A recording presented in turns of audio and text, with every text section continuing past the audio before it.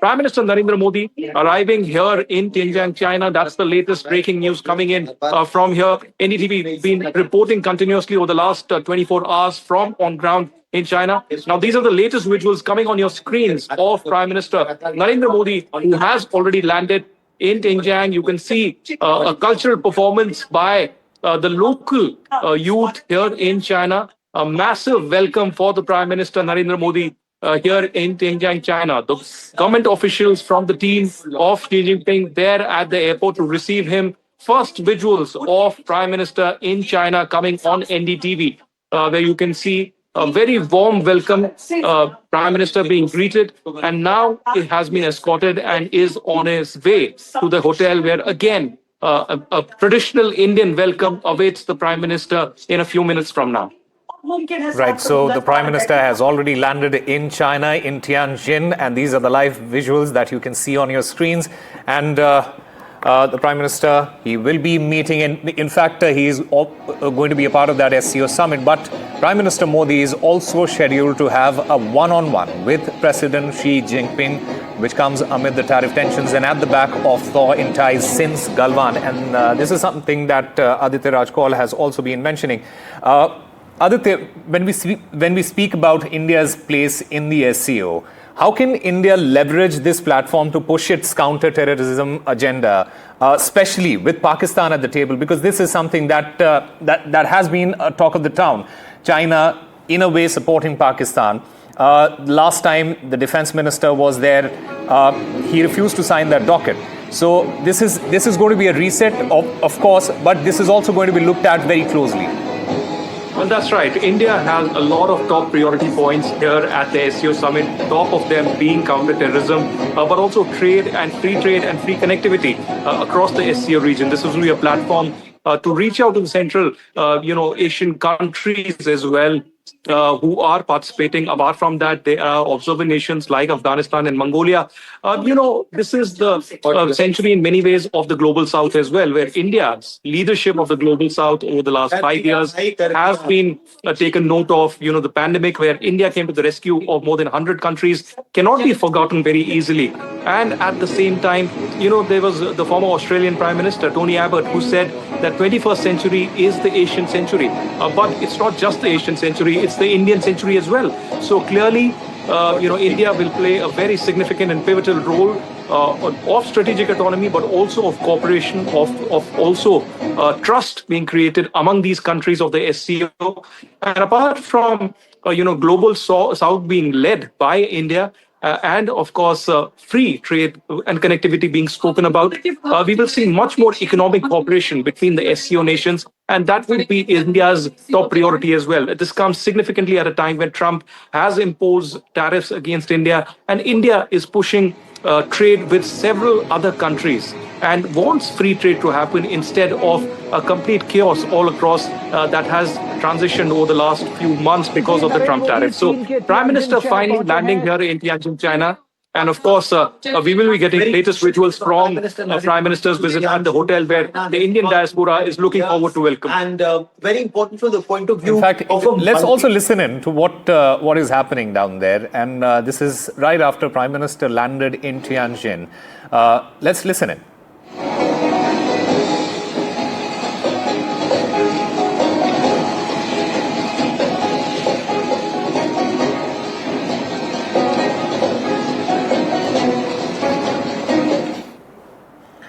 Well, this visit by the Prime Minister, it is high stakes, but is also carefully calibrated. For India, the SCO summit is less about wholehearted embrace, but more about engaging where necessary, pushing its own agenda, that is counter-terrorism, connectivity concerns, and keeping the diplomatic options open.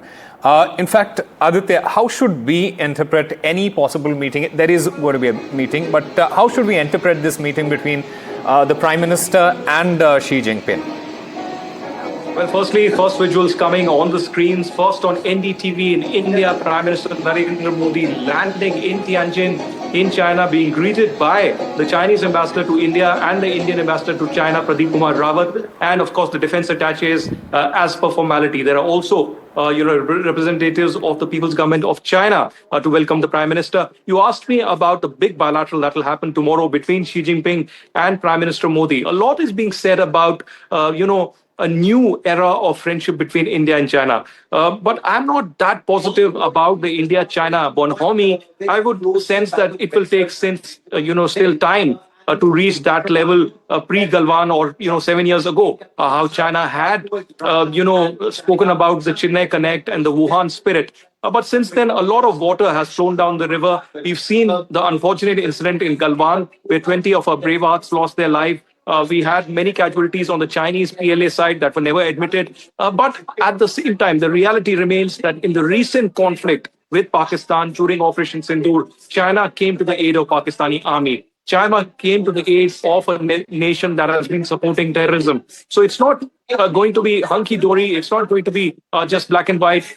India will certainly ask very significant questions on why the terrorists of Lashkar-e-Toiba were carrying Chinese equipment and Chinese weaponry. And apart from that, India would want the SCO to condemn terrorism without mincing any words. That's the top priority for India, that when it comes to counterterrorism, there cannot be any kind of a compromise. There cannot be good terror and bad terror. Terrorism is terrorism, and that needs to be condemned by one and all. India has been a victim of terrorism for a very long time, and SCO's creation in many ways was to counter terrorism, was security cooperation in many ways, and a new era of Asia's legacy really being reinvented at the SCO. And India's push certainly would be that not just counterterrorism and security ties, but when it comes to trade, when it comes to connectivity, when it comes to cultural ties as well, India and the SCO nations can play a very, very significant role. When we speak about the geopolitical balancing and the optics behind it, how is the West, Aditya, looking at this particular visit? How is the West likely to view Modi's presence in China alongside Xi Jinping and Vladimir Putin? Well, I'm pretty sure that the White House would be keeping a very, very close watch on what happens, not just at the SCO, but particularly the two meetings that Prime Minister Modi has, one with Xi Jinping and then with Putin.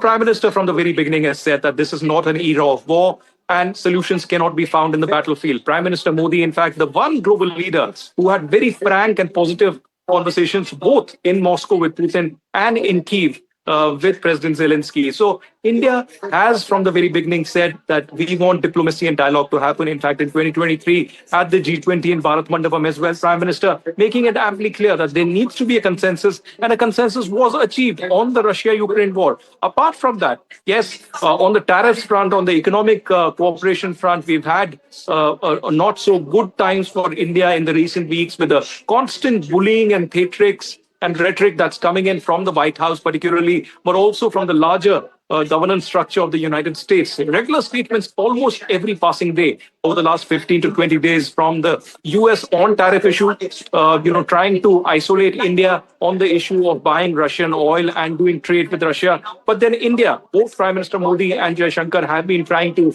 show the mirror to the Americans that the reality remains that Americans themselves and the European Union, their close partners, have been doing trade with Russia, even through the Russia-Ukraine war. So why raise questions on India? Why put sanctions on India? It's the hypocrisy of the West. It's the duplicity of the West that really is exposed. But the larger question right now is this a time for cooperation and peace, or is this a time to put sanctions? Clearly, the global strategic partnership that India has with the US has been respected by New Delhi. But at the same time, Americans have changed their goalposts time and again, that instead of focusing on the global strategic partnership, they are imposing sanctions. And sanctions and strategic partnerships certainly cannot go on the same page. So India keeping its cards very close to its chest right now, but at a time when it has good relations with the US, overall speaking, over the last many decades. It continues to have good relations with China and Russia as well. It's a multipolar world. India believes in multilateralism, and that is what will be the focus here at SCO, that all the countries need to come together. There needs to be renewed cooperation. There needs to be renewed strength being given to Asia as well, and particularly the global South, which India is very significantly and positively leading. And it is possibly in that context that the BRICS nation and the coming together of the BRICS nations, it becomes very vital. The Prime Minister, he's currently in China. The Russian President, he's going to be coming to India later this year. Earlier, the Foreign Minister of China was in India. The External Affairs Minister and the NSA, they were in Russia meeting Vladimir Putin. So all in all, in that particular context, the relations between the BRICS nation also kind of becomes very, very important, isn't it? That's right. The BRICS grouping and the SCO grouping side by side play a very, very significant and important role, even as now we are looking towards Prime Minister being welcomed in a few minutes from now at the hotel where he would be staying over the next 2 days. He has already arrived in Tianjin. The focus is again on the SCO and the BRICS.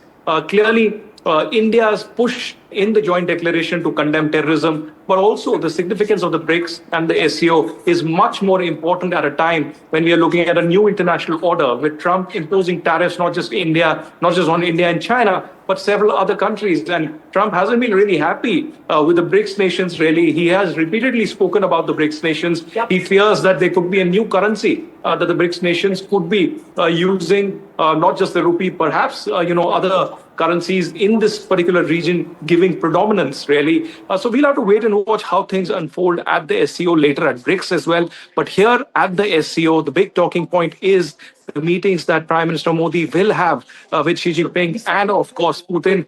A lot of substance that will be discussed at. This is also in many ways, Beijing and New Delhi trying to mend the breakup that really had happened 7 years ago, and particularly after the Galwan attack. So while we may not see military ties to that level where, we can speak very frankly to each other and expect some positive changes, but certainly some very remarkable positive steps that could push people-to-people contact, direct flights between the nations, and operations such as the Kailash Mansarovar. So would we see a major big announcement after Xi Jinping and Modi visit? I won't be that sure about that bilateral. I think the big headline from the SCO summit will be of cooperation, will be of multipolar world, multilateralism giving significance, and of course some very tough talking against Donald Trump and the American way of life and system, which is imposing tariffs all across the globe at a time when the world really needs to unite.